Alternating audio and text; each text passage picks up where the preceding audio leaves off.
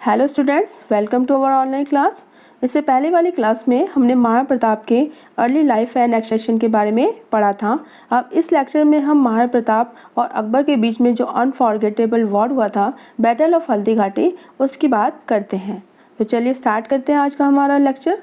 तो कल हमने देखा था कि अकबर ने नागौर में एक कोर्ट का क्या किया था, कोर्ट हेल्ड किया था 1570 में। और उस कोर्ट में जितने भी राजपूत रूलर्स हैं उन्होंने अकबर की सॉवरेनिटी को क्या कर लिया था, एक्सेप्ट कर लिया था, एक्सक्लूडिंग द महाराणा प्रताप को छोड़कर।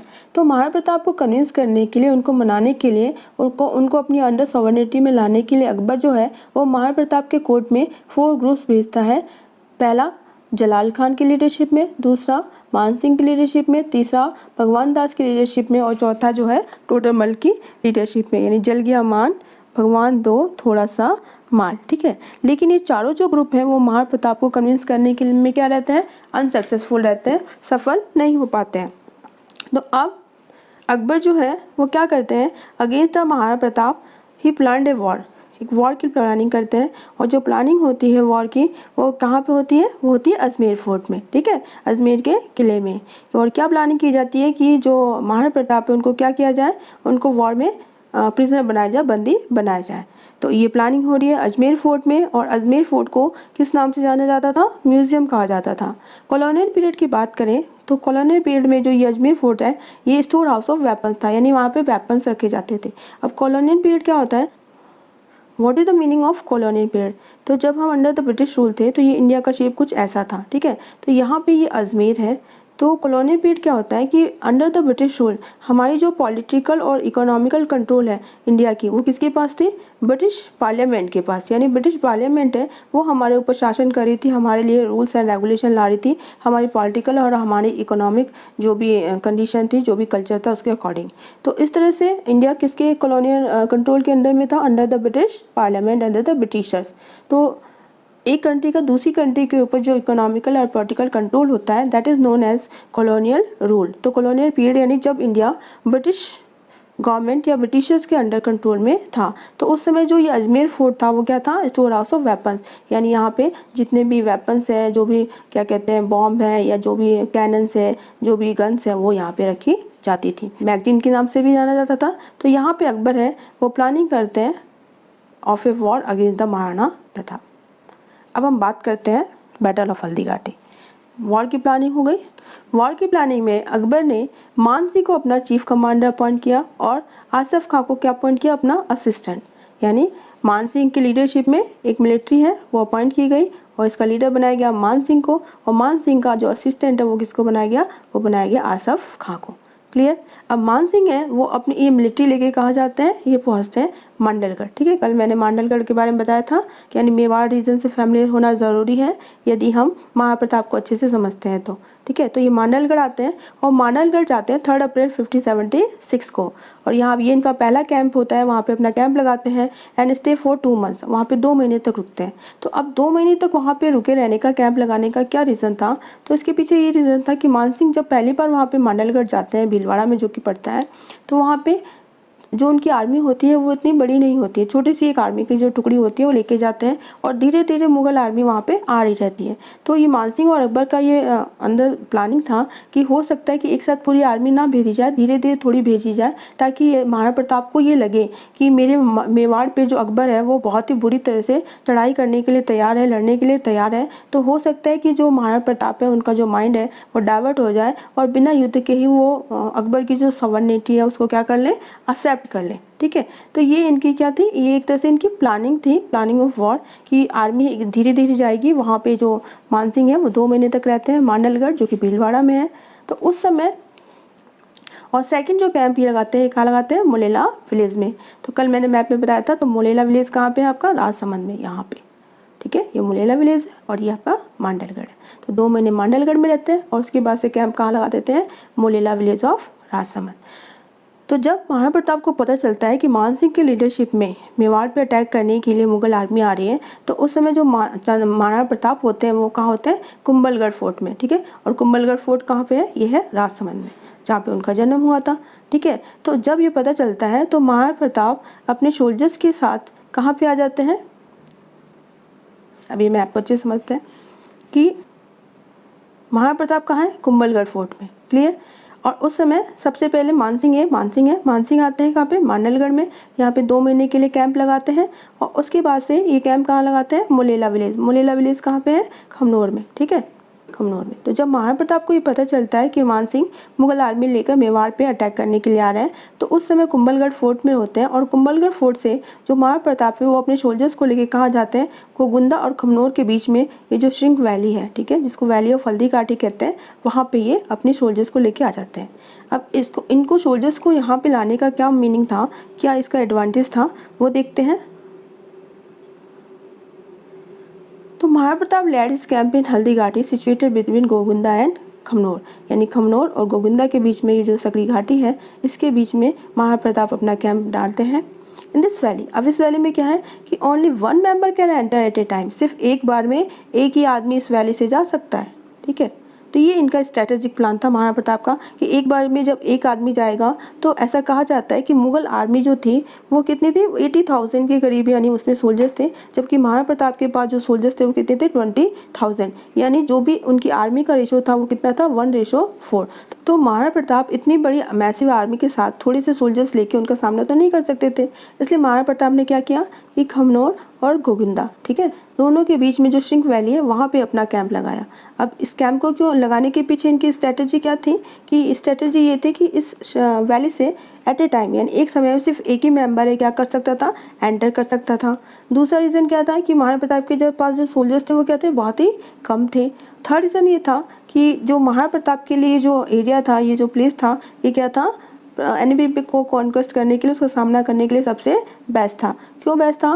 क्योंकि जो महाराणा प्रताप के सोल्जर्स थे वो इस एरिया से क्या थे? फैमिलियर थे, यानी यहाँ पे कौन सी हिल्स है, कहाँ से कौन सा रास्ता है, कहाँ से बच के निकल के जाया जा सकता है, कहाँ छिपा जा सकता है, तो ये सारी चीज़ें की उनकी क्या थी? नॉलेज थी, और तो वो अपने आप को इनके पीछे छुपा सकते थे और एनिमी पे छुप कर क्या कर सकते थे? अटैक कर सकते थे। तो इसलिए महाराणा प्रताप है वो अपना कैंप कहाँ लगाते हैं? Between the Ishink Hill, Haldi Ghati, which was situated near the Kamnor and Gokunda. Now,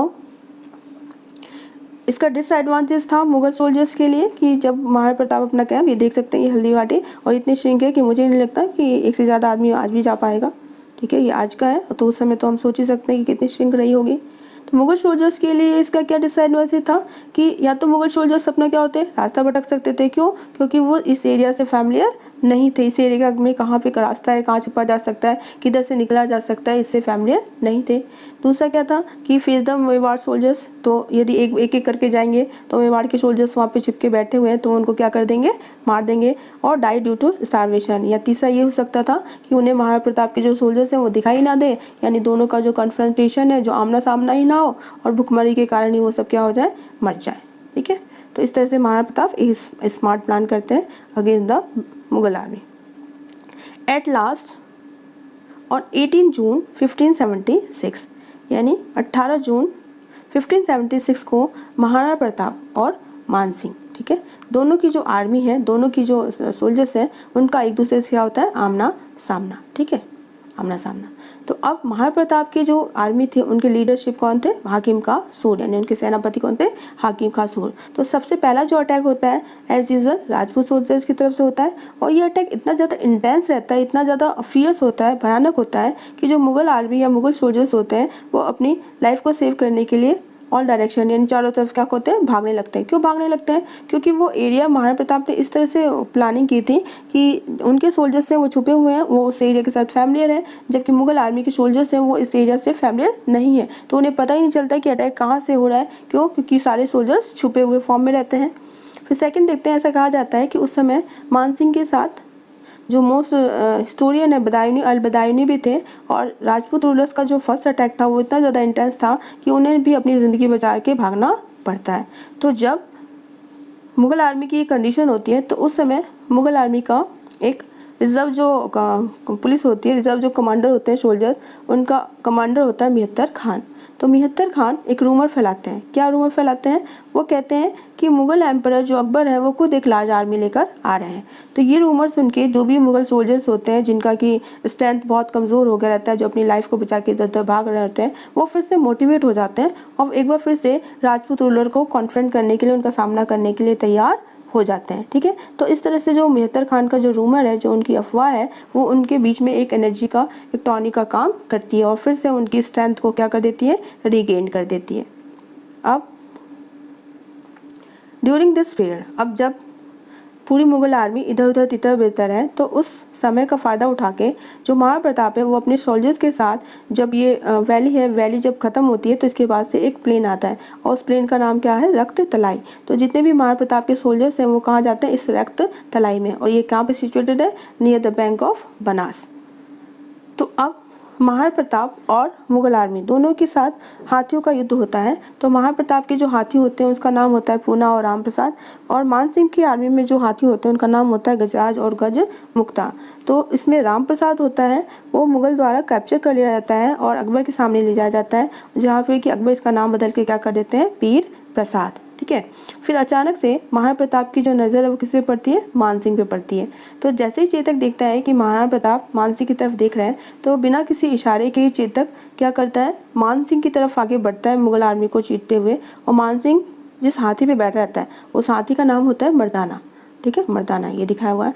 तो चेतक अपने दोनों जो पैर है उस मर्दाना हाथी के सूंड पे रख देता है। तो जैसे ही वो उसके सूंड पे पैर रखता है तो मर्दाना हाथी के में ये खंजर लगे रहते हैं। ठीक है, ये डैगर लगे रहते हैं पॉइजनस, जो कि जहर वाले होते हैं। तो इससे चेतक की जो टांग होती है वो क्या हो जाती है, इंजर्ड हो जाती है, कट ऑफ हो जाती है, घायल हो जाती है। और उसी समय महाप्रताप है वो अपने जो भाला है उससे मानसिंह को क्या करते हैं, अटैक करते हैं। लेकिन मानसिंह अपने आप को क्या कर लेता है, जो कैंटोप होती है, जो छतरी होती है, उसके पीछे बचा लेता है और उसका जो महावत है वो मारा जाता है। तो चेतक जो था महाप्रताप का बहुत ही बहादुर घोड़ा था और कई बार चेतक ने महाप्रताप की कई युद्धों में क्या की थी, जान बचाई थी। चेतक के बारे में ऐसा कहा जाता है कि राणा की पुतली फिरी नहीं, चेतक मुड़ गया तुरंत उधर। यानी राणा की पुतली यानी नज़र का इशारा होने से पहले ही चेतक कितना समझदार था कि उनके इशारे को समझ जाता था, और उनकी पुतली यानी उनकी नज़र पलक झपकने से पहले ही जो चेतक है वो वहाँ पे क्या होता था, पहुँच जाता था। तो ये चेतक की बहादुरी के कुछ किस्से हैं जो हमें पोएम से सुनने को मिलते हैं। फैक्ट क्या है ये, इसके बारे में हम कोई बात नहीं करेंगे। तो जब महाप्रताप मानसिंह पे अटैक कर रहे होते हैं तो मुगल जो आर्मी होती है वो महाप्रताप को क्या कर लेती है, चारों तरफ से घेर लेती है। तो जब महाप्रताप को घिरे हुए देखते हैं झाला मानसिंह होते हैं, झाला मानसिंह बड़ी साथी के। तो झाला मानसिंह आते हैं महाप्रताप के पास, कहीं कहीं जगह ही झाला बींदा भी है, तो ये हमें ध्यान रखना है। कई बार झाला बींदा आता है, कई बार झाला मानसिंह आता है। ठीक है, तो झाला बींदा या झाला मानसिंह है वो महाप्रताप के साथ पास आते हैं, उनसे रिक्वेस्ट करते हैं कि आप ये जो रॉयल सिंबल है मुझे दे दीजिए और आप ये बैटलफील्ड छोड़ के यहाँ से चले जाइए। क्यों चले जाइए, क्योंकि मेवाड़ के फ्यूचर के लिए ये क्या है, बहुत ही बेनिफिशियल है। क्यों, क्योंकि यदि आप जीवित रहेंगे तो मेवाड़ की इंडिपेंडेंस, उसकी स्वतंत्रता को कभी भी रिगेन किया जा सकता है। तो पहले तो महाप्रताप इस चीज़ के लिए तैयार नहीं होते हैं, लेकिन जब सभी लोग एक साथ मिलकर उन्हें समझाते हैं तो इस बात के लिए वो तैयार हो जाते हैं। और जैसे ही महाप्रताप अपना रॉयल सिंबल झाला मानसिंह को देते हैं तो झाला मानसिंह रॉयल सिंबल पहन लेते हैं, और जो मुगल आर्मी होती है वो झाला मानसिंह को महाप्रताप समझ के उन पे 100 ऑफ स्वॉर्ड यानी सैकड़ों जो तलवारें होती हैं वो बरस पड़ती हैं, और इसी के साथ जो मानसिंह है वो क्या हो जाते हैं, शहीद हो जाते हैं। ठीक है, अब बात करते हैं कि जब महाप्रताप बैटलफील्ड को छोड़ के चले आते हैं तो रास्ते में एक डिश यानी एक नाला आता है, बलीचा नाम का गांव आता है। और क्या है, ऐसा कहा जाता है कि जो डिश था वो 26 फीट यानी 26 फीट क्या था, गहरा था। तो चेतक जो है वो इस डिश को पार करते हुए क्या हो जाती है, उसकी मृत्यु हो जाती है, उसकी डेथ हो जाती है। लेकिन चेतक इस डिश को, इस नाले को क्या कर लेता है, पार कर लेता है। जब महाराणा प्रताप हल्दी घाटी का जो युद्ध क्षेत्र है वो छोड़ के जब जा रहे होते हैं तो मुगल सोल्जर्स होते हैं, 2 मुगल सोल्जर्स उनका पीछा करते हैं। तो ये चीज़ उनके जो भाई होते हैं शक्ति सिंह, जो कि मुगल आर्मी के सोल्जर्स की तरह लड़ रहे होते हैं युद्ध में, वो देख लेते हैं। लेकिन महाप्रताप की जान बचाने के लिए वो उन मुगल सोल्जर्स का क्या करते हैं, पीछा करते हैं और उन दोनों को मार देते हैं। तो जब चेतक की डेथ हो जाती है बलीचा विलेज में, तो बलीचा विलेज में उसका जो भी है क्रिमिनेशन किया जाता है, और वहीं पर चेतक की याद में एक कैंटोप, एक छतरी बनाई गई है। क्लियर। तो जब महाप्रताप इस चीज़ से बहुत दुखी होते हैं और वो रो रहे होते हैं बहुत बुरी तरह से, फिर जब ऊपर देखते हैं तो उनके सामने शक्ति सिंह खड़े होते हैं, और शक्ति सिंह इनसे पहले जो भी उन्होंने गलतियां की थी उससे महाप्रताप से क्या मांगते हैं, पार्डन यानी माफ़ी मांगते हैं। तो महाप्रताप उन्हें क्या कर देते हैं, उन्हें माफ़ कर देते हैं। तो ये जो महाप्रताप और शक्ति सिंह का जो ये मीटिंग है, ये जो मिलन है, ये मेंशन किया गया है कहाँ पे? इन द वंशावली एंड राज प्रशस्ति, जो कि संस्कृत लैंग्वेज में लिखी है किसने? रणछोड़ दास भट्ट ने। यानी रणछोड़ दास भट्ट ने वंशावली और राज प्रशस्ति में महाराणा प्रताप और शक्ति सिंह का ये जो मिलन है, ये जो मीटिंग है, इसके बारे में मेंशन किया गया है। तो ये था हमारा बैटल ऑफ हल्दी घाटी। उसके बाद से जो शक्ति सिंह है वो महाराणा प्रताप को अपना घोड़ा दे देते हैं और महाराणा प्रताप उसके बाद से कोल्यारी विलेज जाते हैं। और कोल्यारी विलेज कहाँ पे है? तो ये राजसमंद के पास में है, हल्दी घाटी और राजसमंद के बीच में पड़ता है, जहाँ पे जाके वो अपने घाव का, अपने जो भी वो अपने सोल्जर्स का क्या करते हैं? ट्रीटमेंट, इलाज कराते हैं। और कोल्यारी विलेज के में कुछ महीने रहने के बाद फिर से ही कहाँ चले जाते हैं? कुंभलगढ़ फोर्ट में चले जाते हैं। ठीक है, तो ये था हमारा बैटल ऑफ हल्दी घाटी। अब बैटल ऑफ हल्दी घाटी से रिगार्डिंग ये कहा जाता है, कुछ स्कॉलर्स कहते हैं कि इनडिसिसिव था और कुछ कहते हैं ये डिसिसिव था, या इसका कंक्लूजन था। तो इससे रिगार्डिंग क्या फैक्ट है उसकी हम बात करते हैं कि इस बैटल का जो वो है रिजल्ट है वो किसके फेवर में था? महाराणा प्रताप के फेवर में था या फिर अकबर के फेवर में? तो सबसे पहले हम बात करते हैं कि अकबर क्या चाहता था, तो क्या वो उसको प्राप्त कर पाया क्या? यानी इस बैटल की प्लानिंग किसने की थी? अकबर ने की थी। तो अकबर क्या अपने गोल को, अपने जो एम था उसको ऑब्टेन कर पाया? तो देखते हैं। सबसे पहला जो है अकबर का गोल क्या था कि उसको महाराणा प्रताप को बंदी बनाना या उन्हें मार देना। दूसरा वो चाहते थे कि उनके किंगडम को, यानी महाराणा प्रताप का जो मेवाड़ है उसको मुगल एम्पायर में क्या कर लिया जाए? अनेक्स कर लिया जाए, यानी मिला लिया जाए। तो अपने जो तीनों जो ऑब्जेक्टिव थे उसको गेन करने में जो अकबर थे वो क्या थे? अनसक्सेसफुल थे। यानी ये तीनों जो ऑब्जेक्ट थे कि या तो महाराणा प्रताप को बंदी बना लिया जाए, या उन्हें मार दिया जाए, या फिर उनके एम्पायर को, उनके किंगडम को, मेवाड़ को मुगल एम्पायर में अनेक्स कर लिया जाए, मिला दिया जाए। तो ये तीनों ही ऑब्जेक्टिव को ऑब्टेन करने में अकबर क्या रहे थे? अनसक्सेसफुल रहे थे। तो इसलिए कहा जा सकता है कि जो victory of battle of Haldi Ghati है वो मुगल आर्मी के अगेंस्ट में थी, यानी मुगल आर्मी को नहीं हुई थी। ठीक है, मुगल आर्मी विक्टोरियस नहीं थी। तो अब क्या होता है? इसके अलावा जो अकबर है वो मान सिंह और आसफ खान से क्या हो जाते हैं? अनॉयड, उनसे नाराज़ हो जाते हैं। और इतने नाराज़ हो जाते हैं कि उन्हें जो स्पेशल ग्रांट्स दिए जाते थे वो स्पेशल ग्रांट्स भी देना उन्हें क्या कर देते हैं? बंद कर देते हैं, डिसकंटिन्यू कर देते हैं। तो इस बिहाफ पे ये जो रिजल्ट है, इस बिहाफ पे हम कह सकते हैं कि बैटल ऑफ हल्दी घाटी का जो रिजल्ट है वो अकबर के फेवर में नहीं था। फिर हम देखते हैं कि मुगल आर्मी बहुत ज़्यादा डिस्परेट थी मेवाड़ को लेके, यानी मेवाड़ को अपने क्या कहते हैं मुगल एम्पायर में अनेक्स करना चाहती थी, मिलाना चाहती थी। लेकिन कोई भी मुगल आर्मी का सोल्जर दोबारा ये डेयर नहीं कर पा रहा था कि वो राजपूत का क्या करे? फॉलो करे, उसका पीछा करे। यानी जब महाराणा प्रताप बैटल ऑफ हल्दी घाटी छोड़ के जा रहे होते हैं तो मुगल आर्मी को कि ये डेयर नहीं होती है, किसी की भी हिम्मत नहीं होती है कि वो फिर से राजपूत जो आर्मी है, सोल्जर से उसको क्या करें? पीछा करें।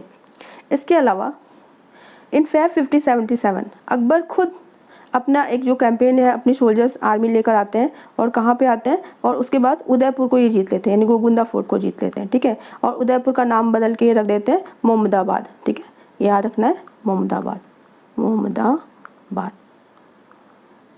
तो जब गोगुंदा को जीत लेते हैं, उदयपुर को जीत लेते हैं अकबर, तो उस समय महाराणा प्रताप कहाँ होते हैं? कुंभलगढ़ फोर्ट में। लेकिन कुंभलगढ़ फोर्ट से ये कहाँ चले जाते हैं? ये चले जाते हैं चुलियावास ग्राम में। ठीक है, चुलियावास ग्राम मैंने बताया था जो कि गुजरात के ईडर प्रोविंसेस में था। उसके बाद से महाराणा प्रताप शहबाज खां को 3 बार भेजते हैं for the expedition of Mewar, 5077 AD, 5078 AD and 5079 AD। लेकिन तीनों ही बार जो शहबाज खां हैं वो महाराणा प्रताप को कैप्चर करने में, उनको हराने में क्या रहते हैं? अनसक्सेसफुल रहते हैं। तो ये जो तीनों कैंपेन है, चारों कैंपेन है, खुद अकबर आते हैं, उसके बाद से शहबाज खां को भेजते हैं। तो ये तीनों ही कैंपेन में अकबर है वो अपने ऑब्जेक्टिव को फुलफिल करने में क्या रहते हैं? सक्सेसफुल नहीं रह पाते हैं, अनसक्सेसफुल रहते हैं।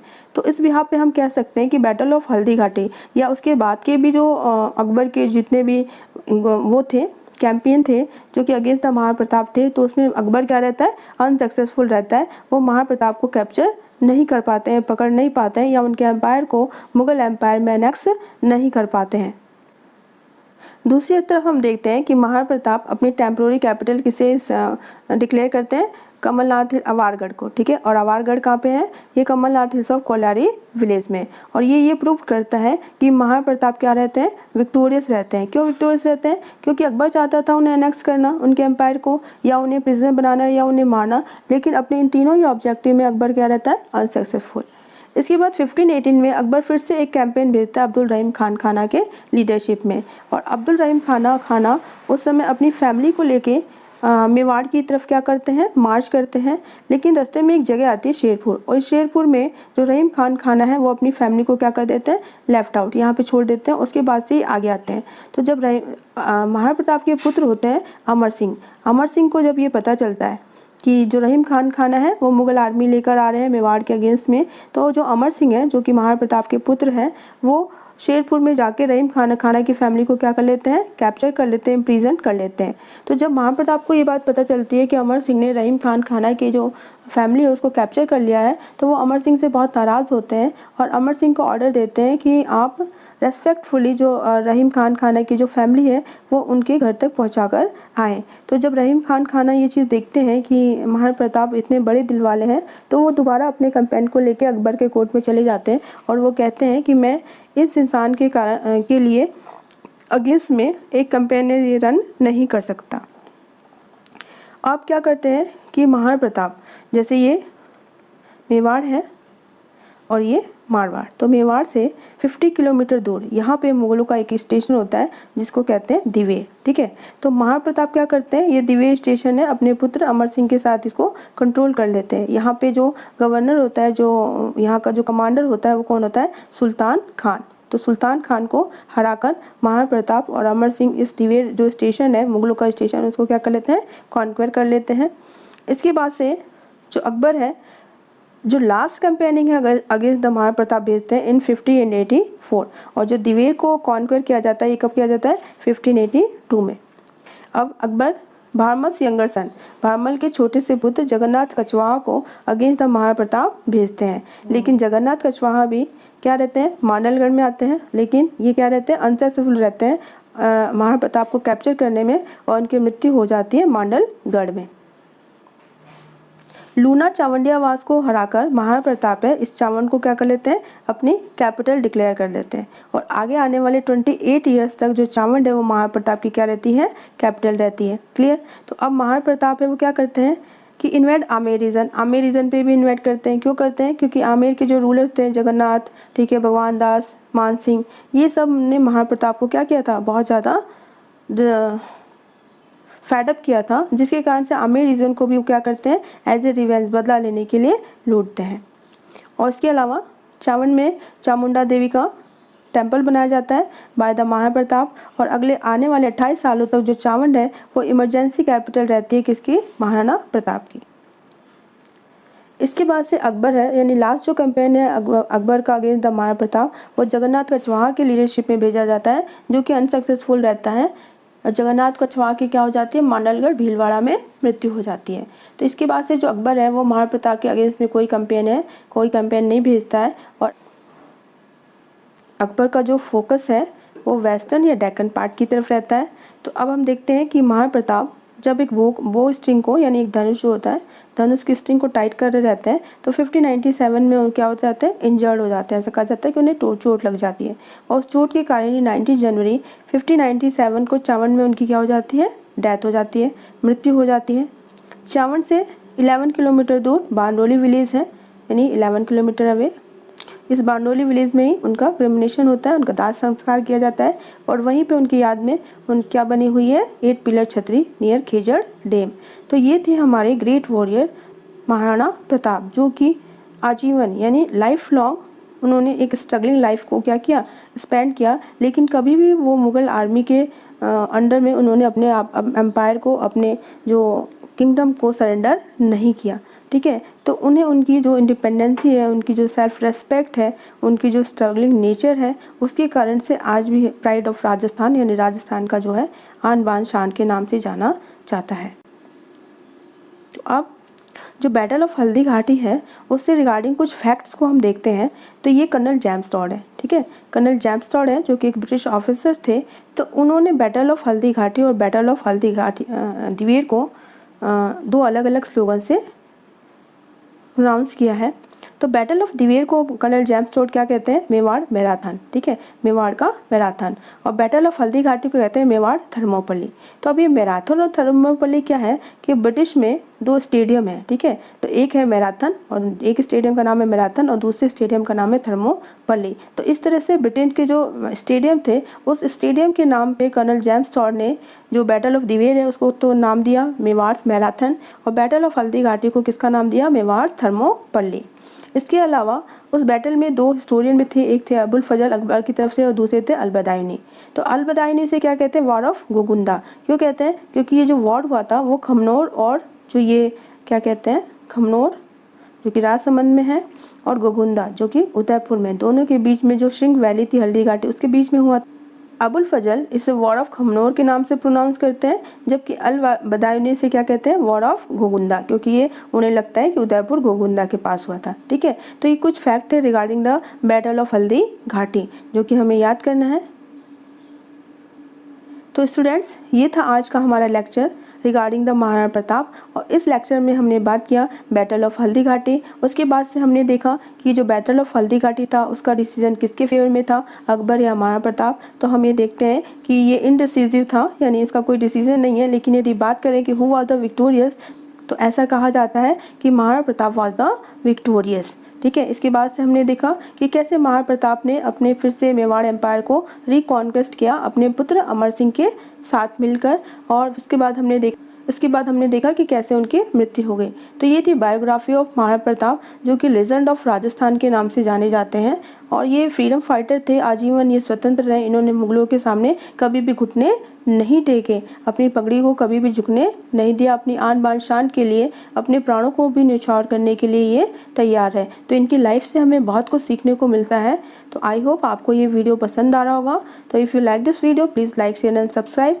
तो let us see in the next class. Thank you very much.